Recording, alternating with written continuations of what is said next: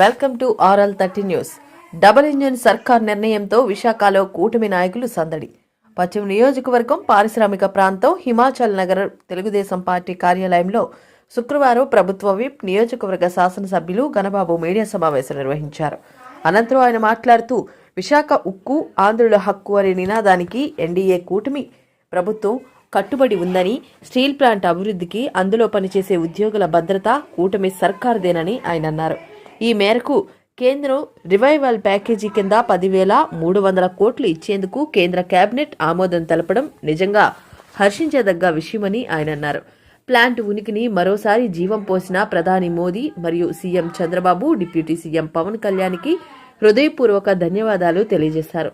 అనంతరం కూటమి నాయకులు భారీ టపాసులు పేల్చారు. నిజంగా పండుగ సంక్రాంతి ఈ ప్రకటనతోనే తెలుగు రాష్ట్రాల్లో వచ్చిందని సంబరాలు జరిపారు. ఈ కార్యక్రమంలో ఎన్డీఏ కూటమి నాయకులు, జీవీఎంసీ 63వ ward corporator, GVMC standing committee member Galla Chinna, 62వ వార్డు ఎస్సీసెల్ ప్రధాన కార్యదర్శి నీలపు జోగి, స్థానిక ప్రజలు పెద్ద ఎత్తున ప్రాంతంలో ఈ ఆనందోత్సవాలు, ఈ ఉత్సవాలకి ప్రధానమైనటువంటి కారణం స్టీల్ ప్లాంట్ పరిరక్షణ.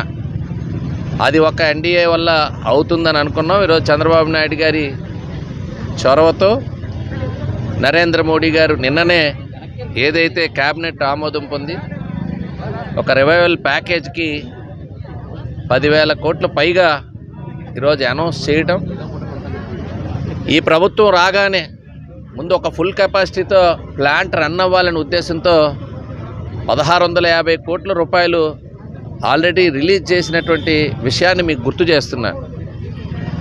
ఒకవైపు రాష్ట్ర ప్రభుత్వం నుంచి పవర్కి సంబంధించినటువంటి అంశాలు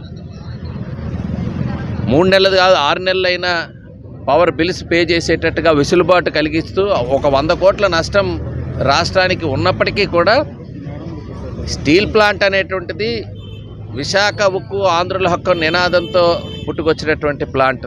ఇది ఒక సెంటిమెంట్. మా ప్రాంతంలో, ఈ ప్రాంతంలో ఉద్యోగ వర్గాలే కాదు, వ్యాపార వర్గాలే కాదు, ఇక్కడ ఉండే ప్రజలందరికీ కూడా స్టీల్ ప్లాంట్ అనేటువంటిది మా హక్కు అనేటువంటి ఒక సెంటిమెంటు.